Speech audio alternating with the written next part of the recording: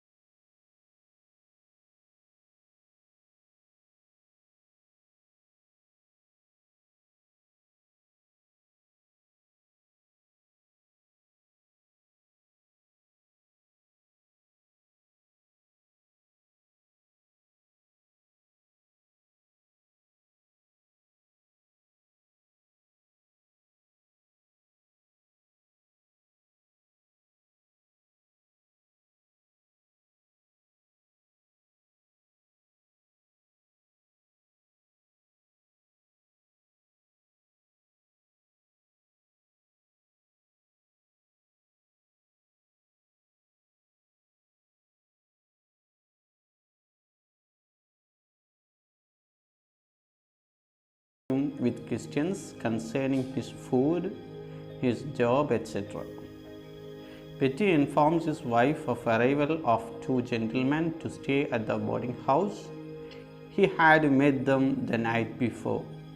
Meg is flustered by the news at first, but quickly recovers to promise she will have a room ready for them. Meg calls out to Stanley Weber, their boarder, who is asleep upstairs. He doesn't answer. She goes upstairs to fetch him and then returns a bit disheveled but amused. Stanley, a bespectacled, unkempt, surly man in his 30s, soon comes. Petty and Stanley speak of mundane topics while Meg prepares cornflakes and fried bread for Stanley's breakfast. After Petty leaves for work, the atmosphere changes. Meg flirts with Stanley. Stanley calls her succulent and criticizes her work, especially housework. Meg becomes affectionate. He rudely pushes her away and insults her. Meg informs Stanley that the two gentlemen are coming. The news unsettles Stanley, who has been the only boarder for years. He accuses Meg of lying, but she insists that she speaks the truth. Meg leaves to shop, while Lulu, a young girl in her 20s, arrives with a package. Meg instructs Lulu to keep the package from Stanley, then leaves. Lulu and Stanley chat for a little while. It is about Stanley's lack of enthusiasm and his appearance. Lulu calls him what a washout. Then she quickly exits. Stanley washes his face in the kitchen and then leaves by the kitchen door. In the meantime, Goldberg and McCann enter the living room. They are the two gentlemen who had requested room for the evening. It becomes immediately apparent that Goldberg and McCann have come under some mysterious circumstances. It is what they have come to finish a job. The job in question seems to be Stanley. Stanley itself is their job. The details are scarce. Goldberg reassures McCann that they are in the right house, that this job will cause no more stress than their job usually causes them. Goldberg rambles on about his uncle until Meg arrives and introductions are made.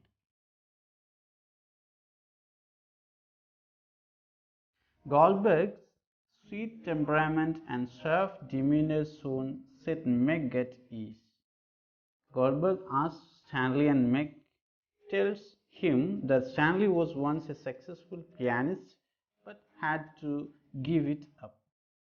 Meg also reveals that it is Stanley's birthday and Goldberg suggests they have a party. Thrilled with the idea, Meg shows the gentleman to their room. Later, Stanley returns to the living room as Meg arrives to put the groceries away. She tells him about the two gentlemen and Stanley is visibly upset to learn Goldberg's name.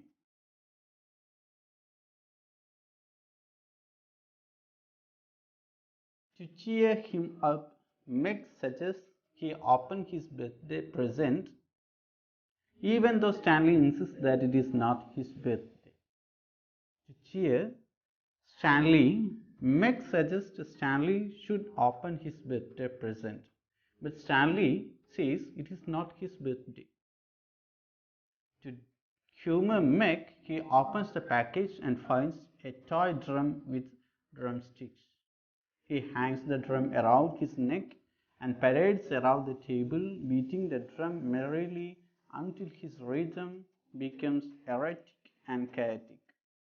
He beats the drum possessively and looms over Meg with a crazed expression. expression on his face. The second act is in the same evening, and McCann sits at the living room table shredding a newspaper into 5 equal strips. Stanley arrives, and the two men awkwardly greet one another. McCann, in a calm tone of voice, congratulates Stanley on his birthday and says it is an honor to be invited to his party. Stanley replies that he wants to spend the evening alone and tries to leave, but McCann will not let him. Stanley sits at the table and touches one of the newspaper strips, which upsets McCann. Stanley speaks of his past and suggests he has never been one to cause trouble. Stanley insists that he has met McCann before and grows upset when McCann denies the connection. Stanley wants to know why he and Goldberg at the boarding house and grows frantic when McCann claims they are there on a short holiday. Desperate, Stanley grabs McCann's arm, who violently hits him off, shocked into submission. Stanley calms himself and speaks of his love for Ireland, for his people, its sunsets, and for its police. He asks McCann to accompany him to a nearby pub, but is interrupted when Petty and Goldberg enter the room. Petty introduces Stanley to Goldberg, then leaves. The situation in the room grows tense as Goldberg yammers on about his past. Despite Goldberg's shooting words, Stanley remains on edge and refuses to sit down when McCann asks him to. It is not McCann's threats that convince him to sit, but rather Goldberg's quiet insistence. After Stanley submits, Goldberg and McCann interrogate him about his past. They accuse him of betraying their organization, of killing his wife, of leaving his bride at the altar, of being a waste of space, and more. Stanley answers at first, but is soon struck dumb by the sheer number of questions being thrown at him. He was asked by several number of questions about his wife and something like. The question grows progressively more ridiculous and nonsensical. The question is more ridiculous and nonsensical. Finally, Stanley hits Goldberg in the stomach. He was hit in the stomach. McCann and Stanley threaten each other with chairs, but are cooled back into civility when Meg arrives, beating Stanley's toy drum. She is dressed for his birthday party. Goldberg compliments her, and the tense atmosphere quickly dissipates as Meg makes a moving tribute to Stanley in a toast, while McCann flashes a torch in Stanley's face like a spotlight. Lulu, the young girl, arrives, and Goldberg gives a second toast, which includes more reminiscing. The party begins in earnest. Lulu and Goldberg flirt, while Meg and McCann speak of Ireland. Stanley sits alone at the table until Meg suggests they all play a game. What is the name of the game? Blind Man's Buff. During Stanley's turn, he is blindfolded by McCann, who breaks his glasses and puts the toy drum in his path so that Stanley's foot smashes through it. When Stanley reaches Meg, he begins to strangle her. Goldberg and McCann pull him off, but then the lights suddenly go out. In the darkness, the two gentlemen cannot find Lulu, who has screamed and fainted. McCann shines his flashlight on the table to discover Stanley standing over Lulu as though about to sexually assault her. He judges maniacally as the men slowly approach him and the curtain closes. The Act 3. The Act 3 is in the very next morning. Betty sits at the living room table reading a newspaper while Meg frets about having no breakfast food left. Her memory is hazy from the night before, and she forgets that Betty was not there as she tries to remember what happened. When she leaves to shop, she sees Goldberg's car in the driveway and grows frightened. Betty calms her down. As Meg prepares to leave again, Goldberg enters the room and sits at the table. Meg asks him about the car, but he ignores her. She finally leaves. Betty asks Goldberg about Stanley, and Goldberg explains that Stanley suffered a nervous breakdown and needs to be taken to a doctor whom Goldberg knows. Betty wants to see Stanley when he wakes, despite Goldberg's insistence that he should simply leave for work. McCann enters with 2 suitcases and tells Goldberg that Stanley is trying to fit his broken glasses into his eyes. When Betty suggests a way to fix the glasses and offers to fetch a doctor, Goldberg dismisses him. Betty departs to tend his peace, insisting he be told when Stanley wakes, and Goldberg sits slumped over the table. McCann demands that they expedite the job, but Goldberg ignores him. Angry, McCann shakes Goldberg's chair and calls him "See me," which causes the latter to attack him.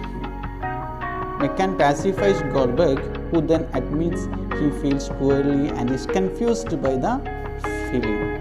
He tells McCann about his father and about his own principles on family, and finally makes a strange request by asking McCann to blow into his mouth twice. McCann does so without question, and Goldberg is calmed. Lulu enters, and McCann leaves them alone. Lulu accuses Goldberg of having taken sexual advantage of her the night before. They argue over blame until McCann re-enters and tells Lulu to confess her sins. Startled by this bizarre turn of events, Lulu flees from there. McCann then leaves to fetch Stanley, who enters cleanly shaven and nicely dressed. The 2 men seem to take pity on Stanley, and Goldberg promises to buy him new glasses. In a reprise of the interrogation from Act 2, they pepper Stanley with gentle questions and comments. Goldberg asks Stanley if he wants to leave with them, but Stanley can only muster giggling sounds. They begin to exit with Stanley, but Betty arrives and tells them to stop. Menacingly, they ask Betty if he wants to accompany them. Betty allows the 2 men to take Stanley away, but before they leave, he cries out, "Stan, don't let them tell you what to do." Afterward, Betty returns to the living room table and picks up his newspaper. Meg arrives and asks if Stanley has come down to breakfast yet. Betty lies and tells her Stanley is still sleeping. Themes discussed in the play are: first, identity. Identity of several characters like McCann and Goldberg, Stanley Weber are hidden till the end. It is not being revealed. Then apathy and change. Then confusion, chaos and order. Confusion and chaos are a key element of absurd theatre. The play Birthday Party exhibits confusion and chaos through its characters. These are being done through the ambiguities of lives and past. Stanley had a mysterious past that is hidden. Nobody provides its detail. Then complacency. The most pessimistic aspect of this birthday party is that the only alternative Pinter gives to chaos and confusion is a life of apathy and change and even complacency.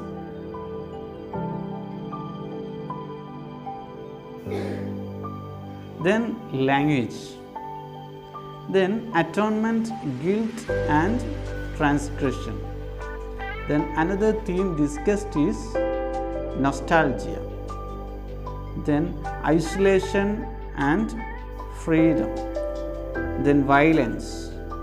Then sex, ambiguity and absurdity.